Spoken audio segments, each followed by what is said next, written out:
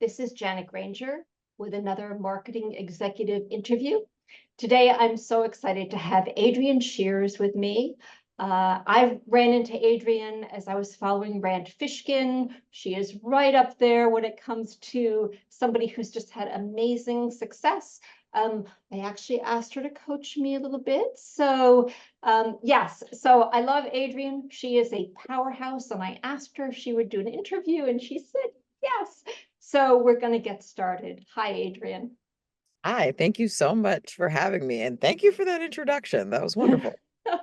It's genuine, that's for sure. All right. So for you, when did you first learn what marketing is, and were you even interested at first? So I think it's like a evolving journey. My dad was in marketing. I didn't pay too much attention to it. He did it for a pharmaceutical company, and everyone always asked, "Are you gonna be like your dad?" And I was like, absolutely not. I wanted fun things. But when I look back at my childhood, I was interested in Destiny's Child, Britney Spears, and one thing I always looked at is why did some singers make it and some didn't? Why were some people catching on and others? So I guess I always had marketing in the back of my mind. When I went to college, I was a women's studies major, so definitely not marketing.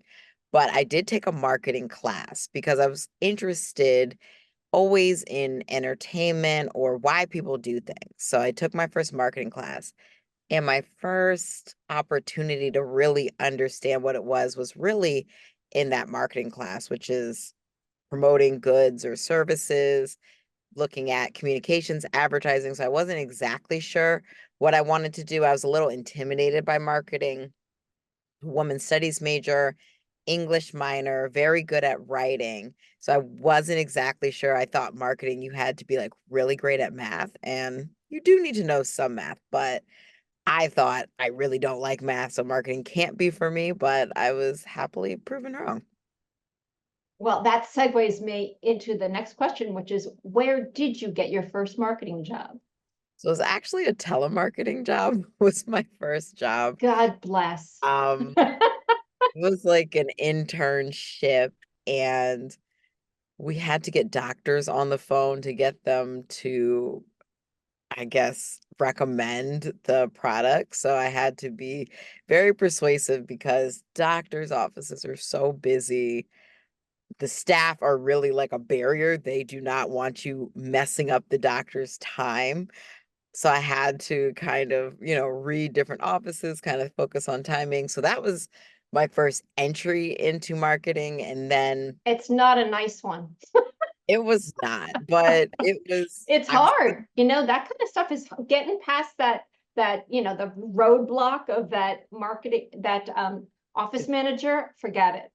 yeah, but I was coming from retail. So I felt like so cool, like coming from, and now the salary people would laugh at it. But at the time, it was It pretty. seemed like a good deal. Yeah. It was much better than retail. So that's how I started. Then I moved over to communications and worked at a nonprofit doing social media strategy, Ah, and digital strategy. And so social media was new at the time. So that was insanely fun.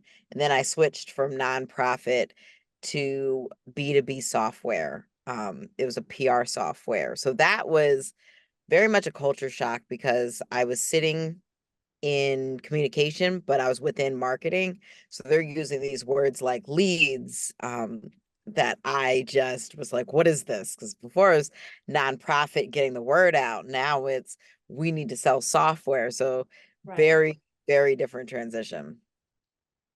Well, so question for you. Had you already decided that you wanted to do marketing as a career? I mean, because you're kind of marching in that direction. When was the moment when you were like, yeah, this is for me. This is what I want to do? So I fell in. I think like a lot of people, I graduated college during the Great Recession. So Ah, this nice path that maybe others had, we did not have. You kind of got in where you fit in. So right. I graduated college early, and my parents were gracious and let me kind of stick around to kind of figure out what I was going to do. And so there was this sign, they used to hang signs on campus, and it was like, Mhm. English majors without a job, this is for you. And I'm like, that is so me.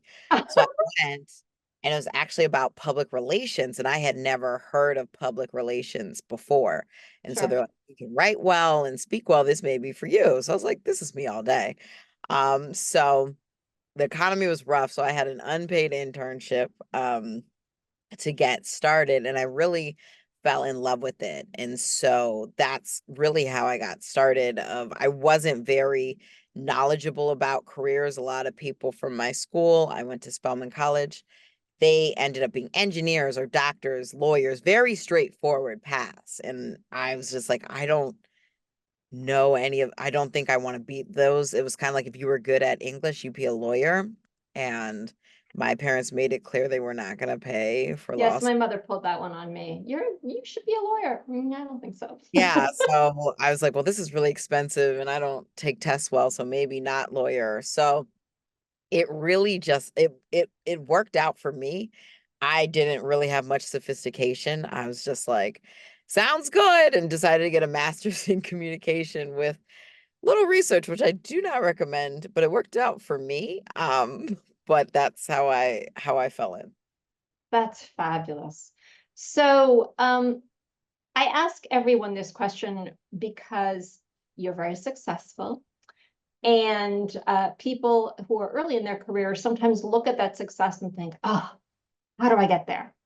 And I'd like to share that it's not always a straight path. So, can you share one rocky moment? And it sounds like you spent some time in Philadelphia. So I don't mean rocky like he got to the top. I mean rocky like not so great moment, like, we've all been let go. We've all had made mistakes that were clearly on our shoulders. Can you just share one rocky moment so everyone out there knows, like, it happens to everybody?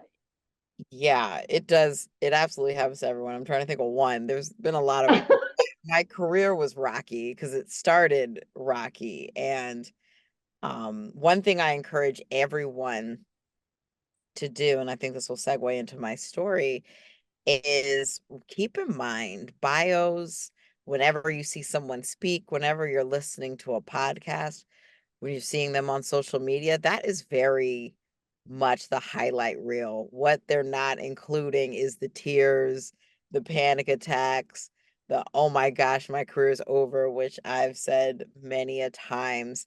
And don't make the mistake of thinking you can't be successful because you've fallen down or things didn't go your way. That's actually where the hidden blessing is, and where you could be on a path that you just never imagined. And so for me, I lost my job. It was very hard for me to get a job in the recession. It was very hard for me to get a social media job. Those were they still are very competitive. They were kind of seen as the shining, like, oh, you're so cool. You get to play on social all day, which it was cool. You don't get to play all day. You have to do reports and getting people to agree on things. People don't understand social. So you're trying to explain things to people who don't understand, and they're your boss, and it's whatever. So I had lost my job right when I had bought a house. So that Oh, was a very scary time, and I had spent so much time getting in the field. I created a blog. I had an event series called I Heart Social Media DC. I did all these things to get my name out there when I was trying to get a social media job. And I took a break from those things. So I wanted to focus on my work and do a good job. And it just didn't work out. I lost a job in content marketing, and I was just devastated and thought my career is over. I tried so hard to get in, and now I don't have a job anymore. The job market had changed a bit. There's a lot more people with experience with social now. So I just was, very much beside myself. And so I tried to find other jobs, and I was not successful in that. And so I actually ended up starting my own company, really out of necessity, because the bills did not care that I had lost my job. And I didn't want to necessarily be an entrepreneur. I was still in my 20s. So I thought I wanted well, I knew I wanted more experience. I wanted a manager. I wanted a mentor. I did not want to be figuring all this stuff out by myself.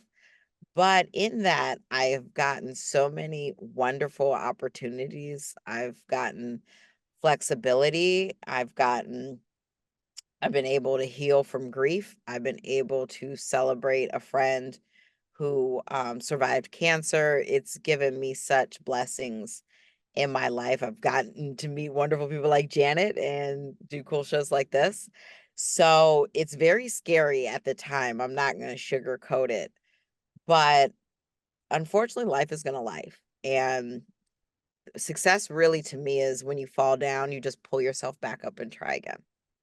Yeah, and everyone falls down. It's what you do next that really, Right. really counts. Well, the small part you're leaving out of it is the I learned who you are and what you do because Rand Fishkin asked you to speak at one of his events, and you leave out the fact that you're brilliant and you had done some brilliant stuff, and that's how you became successful. So I want to add that layer on, which is if you're brilliant, your brilliance is going to shine and people are going to see the shine no matter where you are. So Thank you so much. That's so kind of you. yeah. All right. So thank you so much for sharing your story. If you had one piece of advice to share with someone who's early in their career or thinking about a marketing career, or maybe they're at their first job or they just lost their first job, but what nugget do you have to share with someone who's sort of early on in their career days? Learn as much as you can. Take advantage of being young and not knowing things because people are much more generous, I think, with young people and their knowledge than they are with other people. I know I was actually just in a group chat with a bunch of founders, and one person's making a guide for networking. And it's just the, you know, introduce yourself, show value, don't, expect strangers to hop on the phone for you. But all of us made the comment of, if someone asks me politely and I see they just graduated college, I will make time, for them. Maybe not immediately, but someone help me. Also, I would say read as much as you can. Podcasts are great.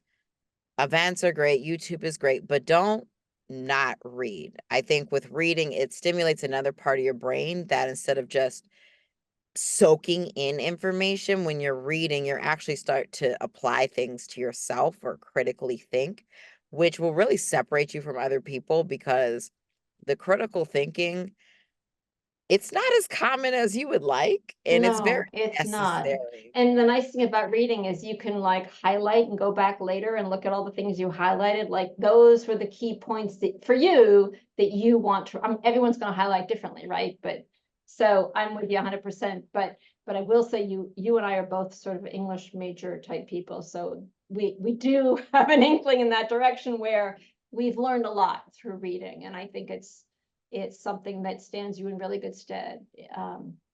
And yeah, so, well, thank you. Thank you for your time here. You've been amazing. Thank you for sharing your career story with us. And for those of you watching, I hope you'll watch another Marketing Career Mentor executive interview and keep on with your journey. Thank you so much. Thank you.